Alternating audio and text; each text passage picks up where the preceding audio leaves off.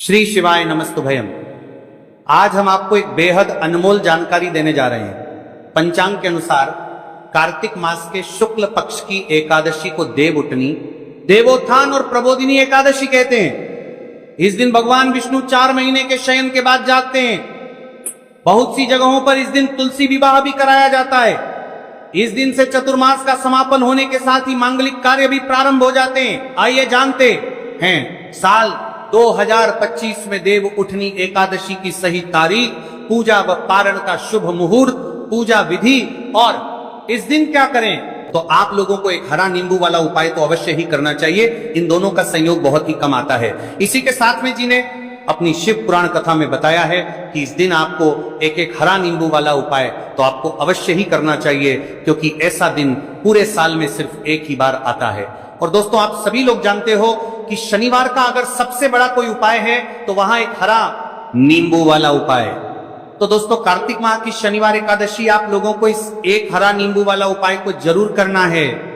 बहुत सारे लोग होंगे जिन लोगों ने इस उपाय को ना किया हो, मतलब पूरा साल निकल गया, उन्होंने किसी भी दिन इसे हरा नींबू वाला उपाय को ना किया हो।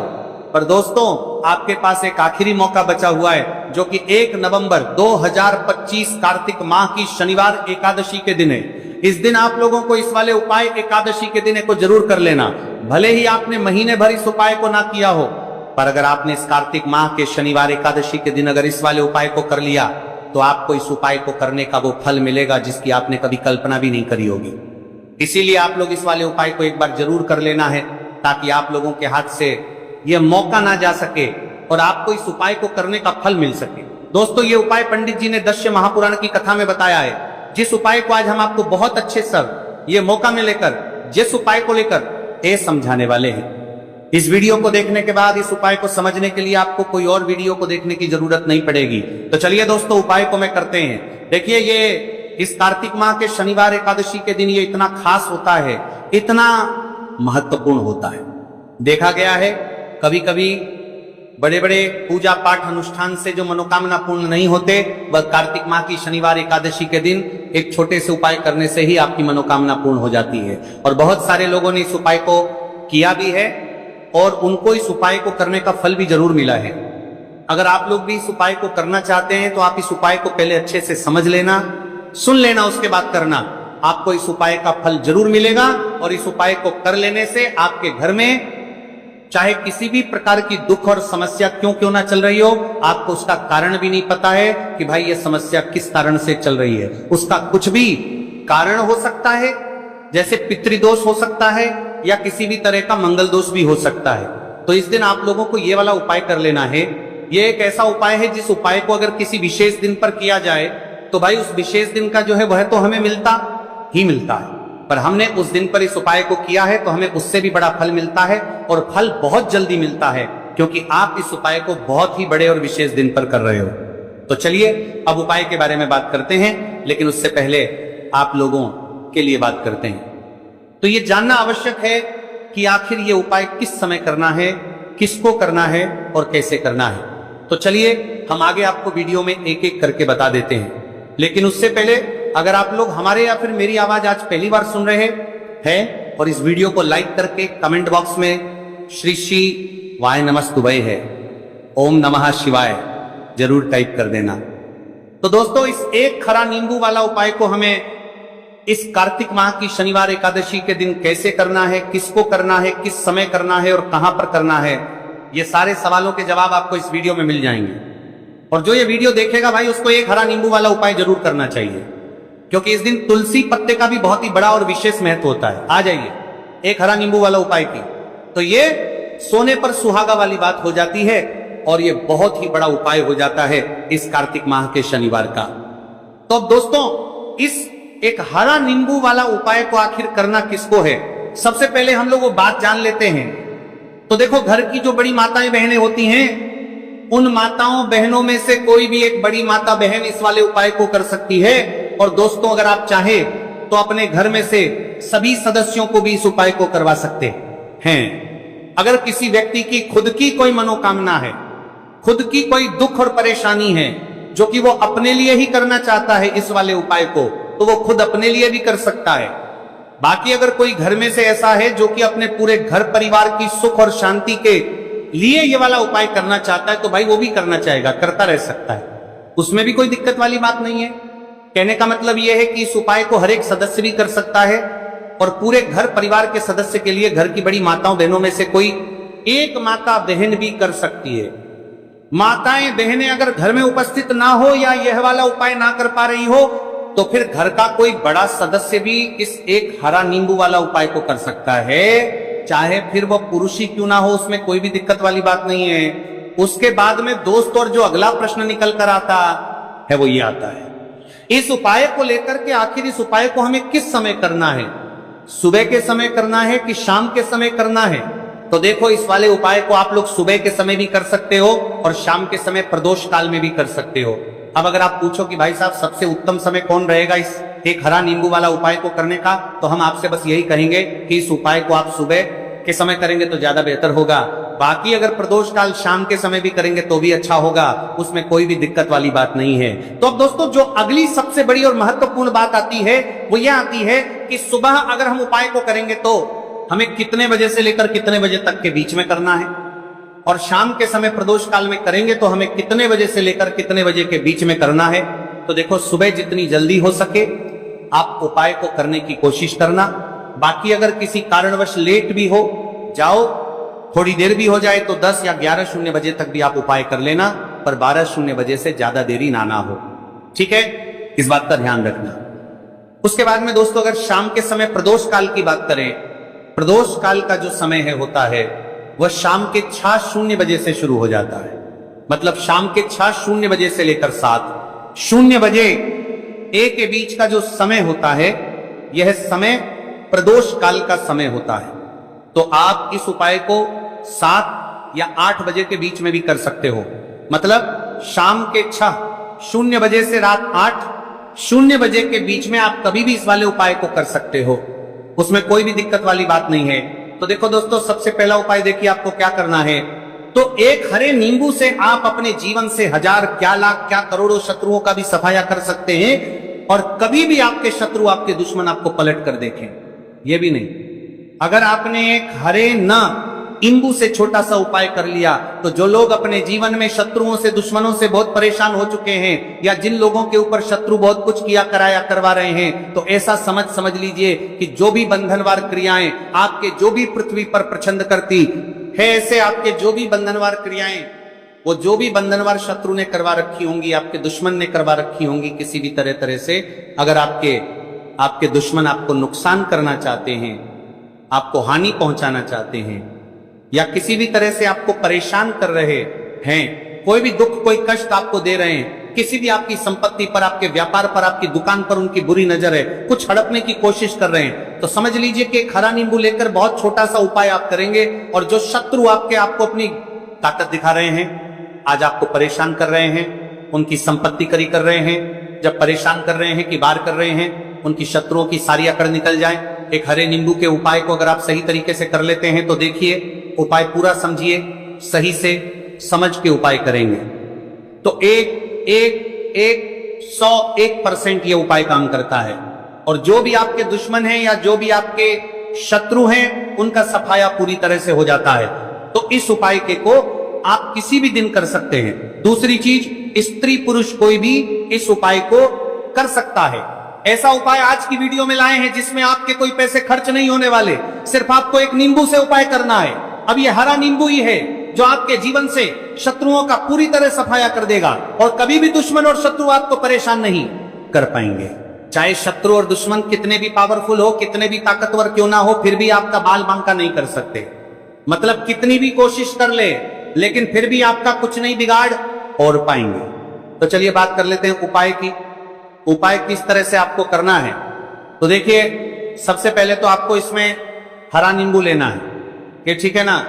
अब ये उपाय गुप्त शत्रुओं के लिए भी है और उस दुश्मन के लिए भी है जो सामने से आप पर वार कर रहा है, आपको किसी भी तरह की धमकी दे रहा है, कोई नुकसान आपका कर रहा है, वो शत्रु भी परास्त हो जाएगा।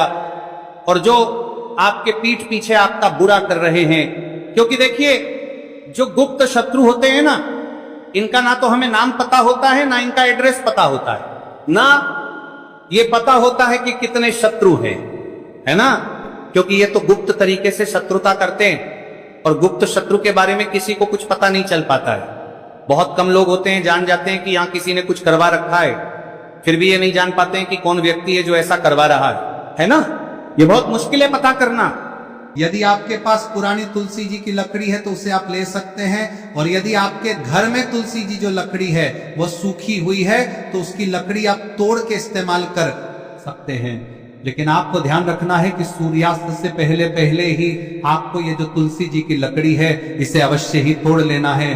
तो इस उपाय के लिए आपको सबसे पहले तो एक मिट्टी का दीपक लेना होगा, चाहे तो आटे का दीपक भी ले सके, क्योंकि आटे का दीपक सभी दीपक में सर्वोत्तम माना गया है।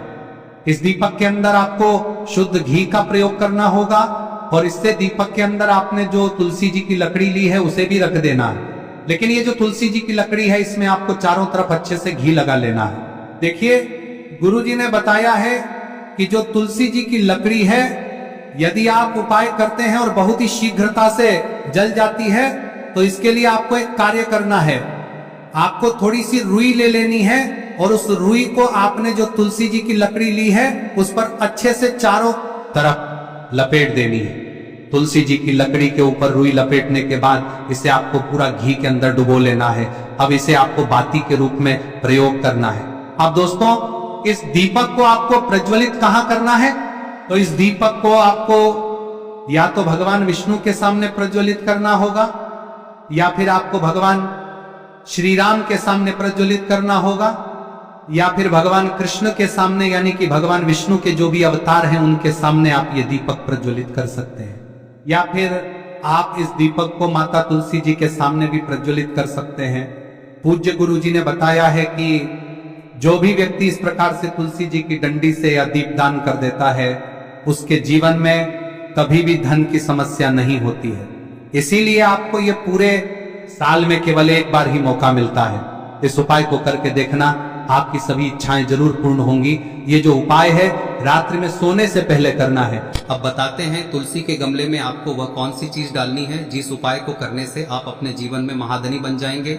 इतना धन आपको मिलेगा कि कभी भी आपके धन में कमी नहीं आएगी, कभी भी आपका धन बर्बाद नहीं होगा। आपके पैसे की बर्बादी बिल्कुल आपके जीवन से रुक जाएगी। और जो लोग कहते हैं कि घर में पैसा तो आता है, पैसा रुकता नहीं है और पैसा बढ़ता नहीं है, वृद्धि नहीं हो रही है, उन्हें भी विशेष यह तीसरा दिन जरूर करना चाहिए। तो देखिए, पहले ही आपको बता दिया कि श्री हरि विष्णु की पूजा और उनका भोग श्री मतलब तुलसी मैया के बिना अधूरा है ना। और तुलसी मैया जो है वह श्री हरि विष्णु के बिना अधूरी है। तो देखिए, जब भी आप तुलसी का कोई उपाय करेंगे तो सीधे सीधे आप श्री हरि विष्णु को प्रसन्न कर लेते हैं। अब व्यक्ति को, यानी जो भी व्यक्ति है, किस व्यक्ति को कितना धन देना है यह श्री हरि विष्णु के हाथ में होता है। धन देने का काम माँ लक्ष्मी करती है, जो कि माँ तुलसी का ही एक रूप है। माँ तुलसी जो है यह माता लक्ष्मी का ही स्वरूप है ना। तो आपको करना क्या है, आपको लेनी है यहाँ पर हल्दी पिसी हुई, जो कि श्री हरि विष्णु से जुड़ी हुई है, आपके गुरु गृह से जुड़ी हुई है, आपकी कुंडली में गुरु को मजबूत करती है, सुख सौभाग्य को खींचने का काम करती है, धन को बढ़ाने का काम करती है।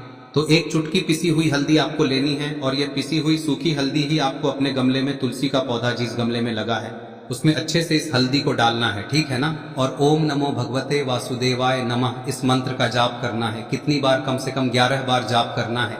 ओम नमो भगवते वासुदेवाय नमः इस मंत्र का जाप करते रहना है, और हल्के हल्के से तुलसी के पौधे में आपको पूरे गमले में पीसी हुई हल्दी का छिड़काव करना है। तो देखिए, जो व्यक्ति लेता है, ऐसा समझ लीजिए अपने जीवन से नहीं आने वाली 7 पीढ़ियों के जीवन से निर्धनता और गरीबी को दूर कर देता है। क्योंकि हल्दी जो है ना, यह साधारण नहीं है। हल्दी इतनी उत्तम होती है कि रातों रात आपके जीवन में चमत्कार करती है। आपने देखा होगा कि कोई भी शादी होती है, विवाह होता है ना, कोई भी ऐसा शुभ काम हम करते हैं उसमें हल्दी जरूर लेते हैं। गृह प्रवेश जब हम करते हैं तो हल्दी के स्वास्तिक का निर्माण करते हैं। कोई भी अच्छा काम करने जा रहे हैं, हल्दी उसमें लेते हैं, और हल्दी जो है ये आपके गुरु ग्रह को मजबूत कर देती है। अगर कुंडली में गुरु कहीं ना कहीं मजबूत है तो इससे उत्तम काम आएगा नहीं। बहुत ही उत्तम उपाय है, तुलसी के गमले में एक चुटकी पीसी हुई हल्दी डालना है, तो यह बहुत ही उत्तम उपाय है। इस उपाय को आप जरूर, साल का सबसे बड़ा यह दिन है, तो इस उपाय को करने से श्री हरि विष्णु और महादेव आपसे न केवल प्रसन्न होते हैं, पाप होते हैं, आपसे इतना प्रसन्न हो जाते हैं कि जीवन में कभी आपके गरीबी और निर्धनता को नहीं आने देते हैं।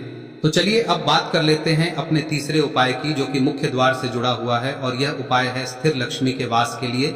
ऐसा पैसा आपके घर में आएगा जो आपके घर में ही रुकेगा। ऐसा पैसा कभी आपके घर में नहीं आएगा जो आपके घर से जाएगा और विशेषकर फिजूल खर्ची में जाएगा। अब आधे से ज्यादा लोगों की यही समस्या होती है कि घर में पैसा तो आता है लेकिन बहुत जल्दी घर से चला जाता है या फिर फिजूल खर्ची में चला जाता है।